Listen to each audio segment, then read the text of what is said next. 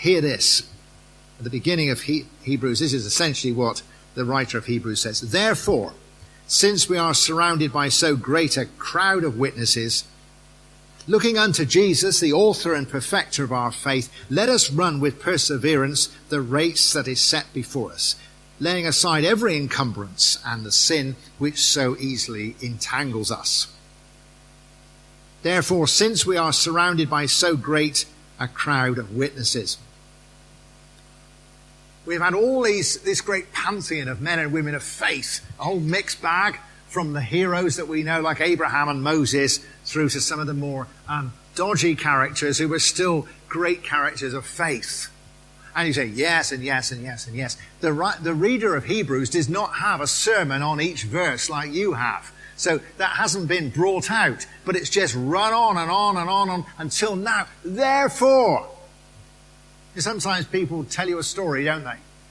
How their car broke down and their wife is ill and their hamster's not well, and all that kind of thing. And they run on through this and this and this. It's serious stuff, it's good stuff, and how they need to do this and how they all this. And therefore, can you give me a lift? You know? So this is all run up to that. Therefore, this is where you come in. I'm not just telling you this because it's interesting. I'm not just telling you because it's inspiring. I'm not telling you because it's sad or happy or whatever. Therefore, this is where I come in. I've told you many times about my parachute course, where in fact you got this, and this is what you do with the aircraft, this is what you do with the parachute, this is what you do with the weather, you do this and this and this and this. So, let's go out to the aircraft. So this is where you come in. This is where I stop talking and you come in. And this is where it is. The great and the late Derek Prince once says, great cliche, I remembered it. He says, wherever in the Bible, and he's thinking of places like where St. Paul talks about all that Christ has done for a couple of chapters, and then says, therefore, wherever he says you find a therefore in the Bible, you've got to be absolutely clear what it's there for. Well, that's not good, is it? But it's memorable, though, isn't it? I can remember it. But it's true, they are hinge verses. This is where I come in. This, and this, and this, therefore. So we are alert that we come in after all that. And basically you know what it says. It says, because of all these men and women of faith, therefore you keep running in the Christian race. You keep on in the race that God has set for you, fixing your eyes on Jesus. That is the basis. But what the writer of Hebrew does is he brings them all in. This is not just a good illustration, but it's probably a good spiritual reality if you look at Revelation.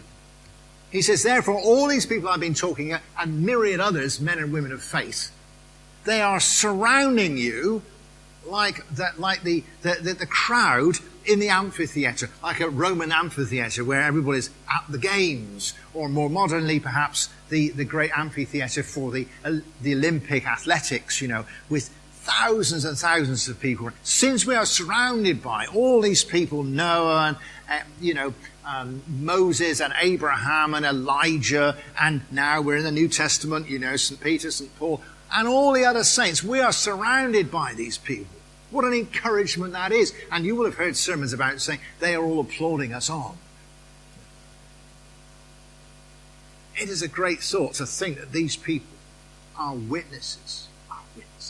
And even in a very straightforward way, I'm thinking, looking at somebody like Barak, or somebody, I don't know about Moses, but somebody like Barak.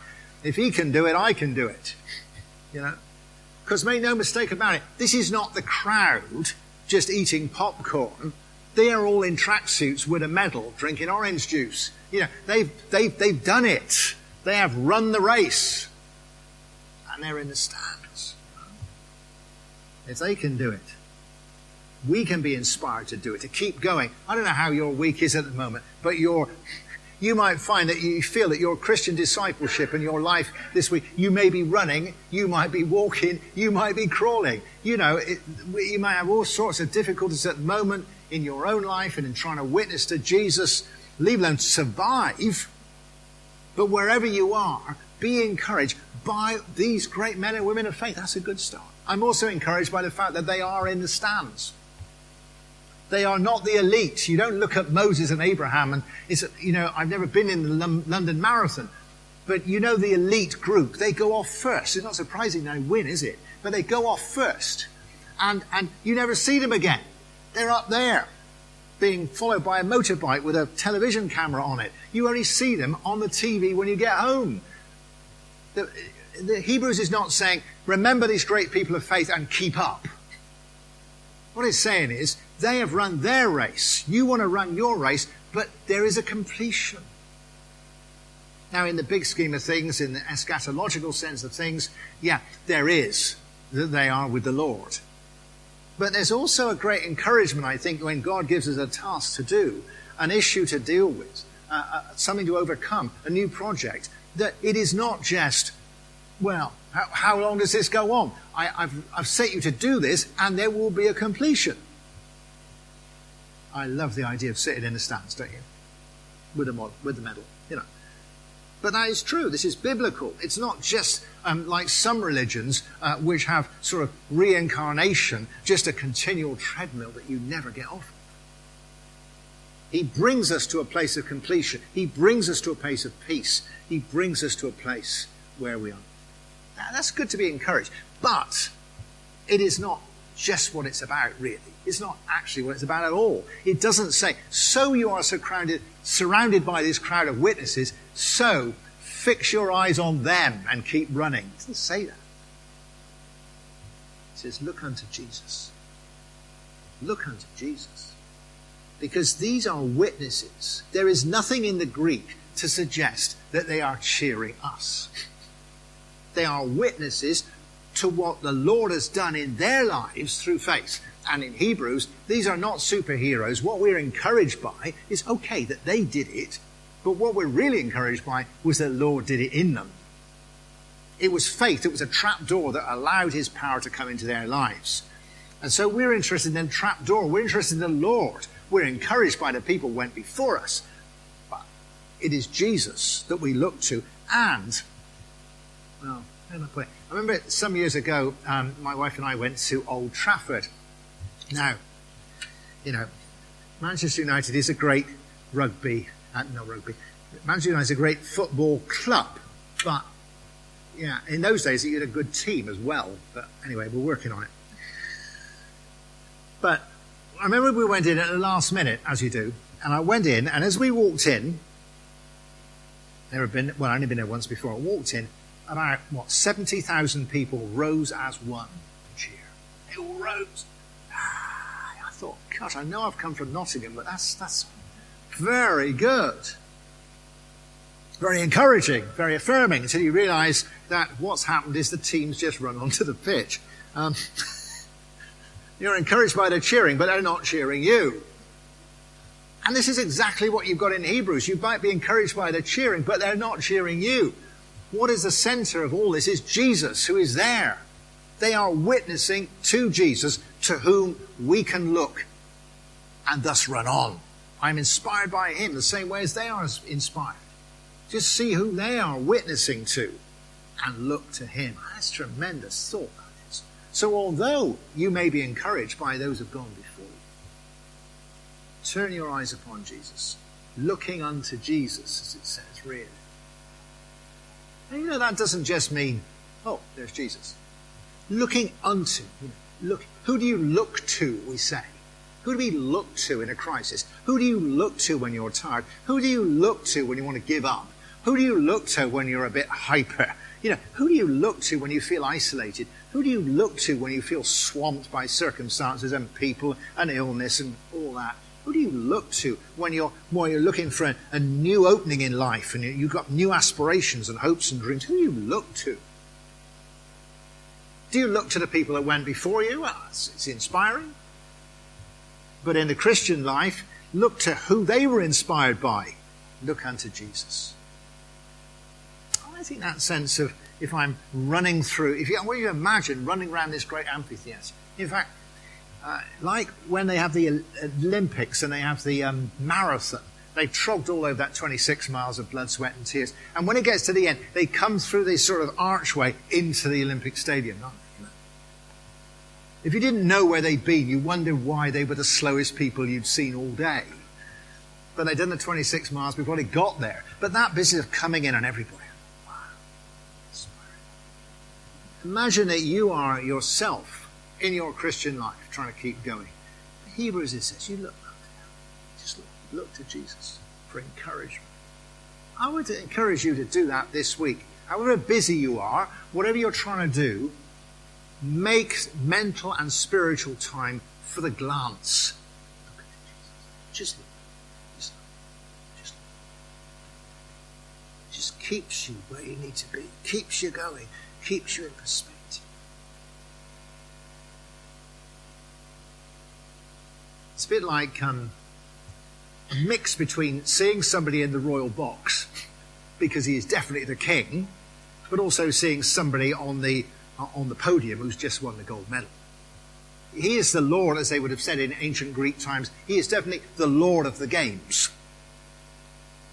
He is the one who dominates the whole arena for whom you are running. But it's not just, I'm in a royalist, I am, but you know what happens with royals, like somebody like Prince Charles, giving out the prizes for the running. He's broken sweat walking from the Rolls Royce up the step to the podium. He's not going to do it, is he? But he's still there.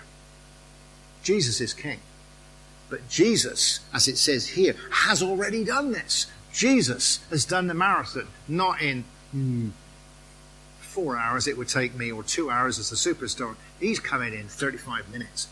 He has done this. He has run the race. It says, we talked about the cross. We've sung about the cross. But he's also there for us, isn't he? Having led from the front. What an encouragement that is. We sing our songs of praise. We worship him. But be under no illusion. Jesus is here for you. He's not like a superstar who's gone off to give media interviews in a tent to be looked after by his personal trainer. He's there. Why is he still there in the stands? Why is he still there? Because he's got, looking at what happens in the New Testament where Jesus is there in the Gospels, if you turn your eyes to look to him, he will be looking at you. And he looked at him, and he looked at her, and he looked at him. We read that in the Gospels time and time and time again. He will be looking to you. There will be a meeting of eyes looking unto Jesus. He is there for me. He's not gone off. He's waiting till the last one comes in. I remember finishing a massive, great orienteering course in Cyprus, and with hundreds of runners. And I came in with a team so late that everybody, the band and the VIPs and the crowd, had all gone home. There was just Jane, my 2 daughters, 2 friends, and a bloke in a tea hut, which was ordered to be there because he was in the army.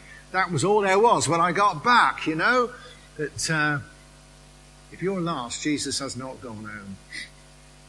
You look unto Jesus and he's still there. This is a bad week, he's still there.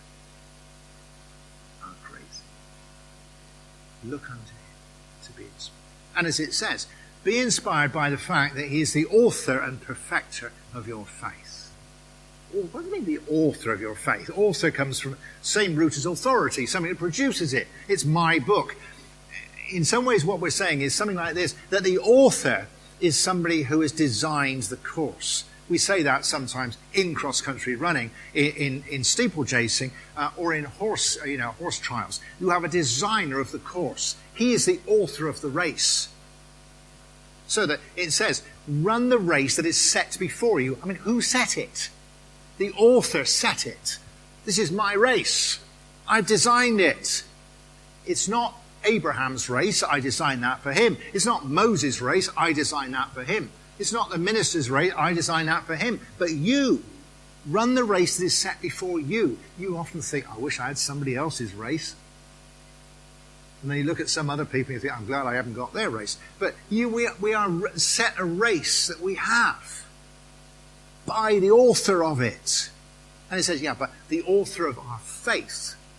But you see, the shape of our faith is determined by the task. The shape of Abraham's face was determined by what he had to do. The shape of Moses' face was determined by what he was called to do. The shape of David's face was determined what he had to do. I've got a glass of water here. Thank you for this glass of water. You think of it like this. Somebody designed this glass and made it. They are the author of the glass and the shape of it. When you fill it with water, though, the same person has now become the designer of the shape of the water. So that he who designs the task designs the shape of the faith. If the water is your faith, then it will be the shape of the task, if you are faithful to the Lord. You know? And so if you think, as I often do, how did I get into this? Looking unto Jesus, Jesus says, you got into this because this is what I set you to do. This is what I set you to do. That's how you got it. It's my race. And be assured, as it said, there's no temptation that will come upon you that the Lord will not deal with because you cannot overcome it. That's what it says in the Bible. Why? Because he knows the course. He set the course. I can't do the last 150 yards. Yes, you can in faith, because that's the length that I set for you. I think that's really encouraging. He doesn't help you on somebody else's course. There's not some struggle for the Lord. The Lord has set you this to do with this person, this relationship, this generosity, this self-sacrifice, this effort, this whatever it is, or some new project or some great thing. He has set, you will be able to do it in faith. Why? It's my race. I know. I've been there. I've done it. What a great and perfecter of our faith. In other words, he's not just there to encourage us, but to strengthen us. As with those men and women of old, here is someone who's actually giving us the strength. They say sometimes the crowd was willing somebody on. Let me tell you, from somebody who has done racing with the crowd, they might be willing you on, but they're not a lot of help. Jesus does not just give us inspiration, he gives us acceleration. You don't just need inspiration. You need oomph as well. And so he is the perfecter of our faith. And I cry out to him, Lord, help me. What did that guy say? I believe, help thou my unbelief. I need more faith here to carry on. And he says, well, I've got it for you. I'm going to give it you. He is a resource. He gives us acceleration, not inspiration. However much inspired you might be by Abraham or Augustine or Wesley or whatever it is, the power comes from Jesus. That's where it came for them. So perhaps in the year, I don't know, let's guess when it will be. When do you think the Jubilee Pool will be finished? Yeah. So let's be on the safe side, right? 2025, all right? Right, 2025, you walk down there, and there's a lot of people swimming around in it going, it's warm, you know. They are witnesses to its warmth. And then you realise they're not waving to you. There's this guy up on one of those high things. You think he's the lifeguard. They say, is that the lifeguard? And they say, well, yes, in a way he's the lifeguard, but actually he's the geological engineer who finally got the water out of the centre of the earth for this, you know. We're witnesses to the warmth, but he produces it. It's what it is with Jesus, you see. I'm into sources, not just clapping. You need acceleration this week rather than just inspiration. Looking unto Jesus, the perfecter of your faith this week. What a great thing. And so, therefore, run with perseverance. We just finished it with this. Run with perseverance. Or as it says, keep going. Or as it says elsewhere, and I heard somebody say he didn't like this, run with patience. When people say patience is not the right word for running, they are not runners. Patience is, you need patience for running. Because you run anywhere, you run one step at a time, and one step doesn't get you anywhere. You need that patience to go on. Run with perseverance, run with patience, keeping going, fixing your eyes on Jesus, looking unto Jesus who keeps you going. We are in this for the long haul. You may be in a situation, perhaps in your private life, your professional life, or your church life, where you think, oh, I've had enough of this. I need to be in the stands, you know. No. The way to the stands is through the finishing line. Run with perseverance. Run with patience. But between each step, there is the coming of Jesus there, the inspiration. This is my race. Run with it. We need to do that. And, he says, setting aside setting down, what does it say? Laying aside every encumbrance, every weight that holds you down. You can run, but as soon as you run with weight, it slows you down. It's something you're carrying along with you. You know, when I used to do hiking with sort of adolescent boys, we'd all set off and all was going well, and then they'd be flagging, and I'd say, "Let me see what you've got in your rucksack." You know, we're talking about 13-year-olds here. Yeah. And then it shows how old I am. It would be these bottles of Corona. You remember those bottles of Corona? Yeah, fizzy and heavy. And I'd say, pour it away. You don't want to carry that. It's hard enough walking without carrying that, you know. So they used to insist on drinking it, and then they had to carry it. Oh, it's even worse. But you know, get rid of all that stuff. Get rid of all that stuff that you don't need. And who would not if you want to run? I tell you what, you can walk with a rucksack, but then they say run with it. That's when you reassess what you've got in it. Yeah? I think that's important. If you are a Christian who's doing nothing, you don't mind carrying a lot of weight. But if you're in action and Jesus challenges you, I don't need this. I don't need this.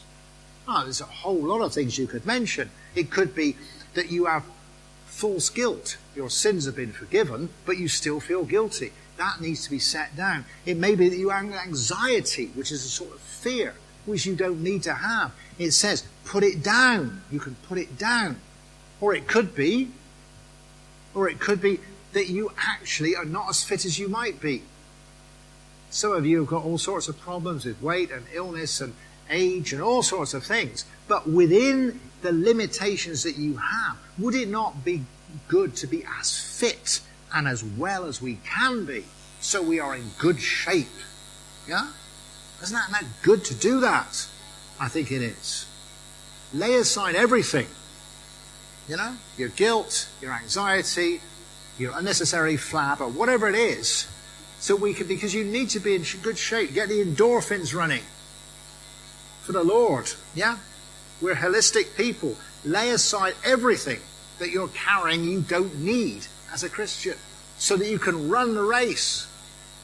And all entanglements. That's a great entanglements. So when you're running over the moor sometimes, you run into brambles and they get around your feet and you've got to kick them off when you're running. See sin as that, something that entangles you. And going back to the parable of the sower, you know, the longer it grows, the more it entangles you. You can run across a bowling green, it's absolutely great. And then it's a bit higher and you let it grow across a field that's all full of... It's not easy running across a field of long grass and stinging nettles, is it? It entangles you. Oh, I don't want to get tied up in this. What St. Paul says, a soldier does not get entangled in civilian pursuits. What is it entangling you? Kick it out of the way, avoid it. You know? Or when it comes to repentance, get out the strimmer that you can keep moving. What a great thought that is. And so this morning I would encourage you to run the race that is set before you today. Run the race that is set before you this week. Run it looking to Jesus. Encouraged by Christians around you and Christians of old and Christians from in Hebrews 11, yes. But looking not just to them, but to him. It's the context. It's the context which is great about this. Because I feel that sometimes being a Christian is like being in the gym, on the running machine. You're just there, looking at the wall and the digital runner, telling you how fast you're running, how many calories you're burning off, and all that. But it's not, Hebrews says. It's not. It's like a massive amphitheatre, and the Lord is there, and everybody is cheering. That is such a different context. Such a different context. We are not alone in this. We look to him, the author and perfecter of our faith. It's his race. He's done it. He says, come on. And with me, you will do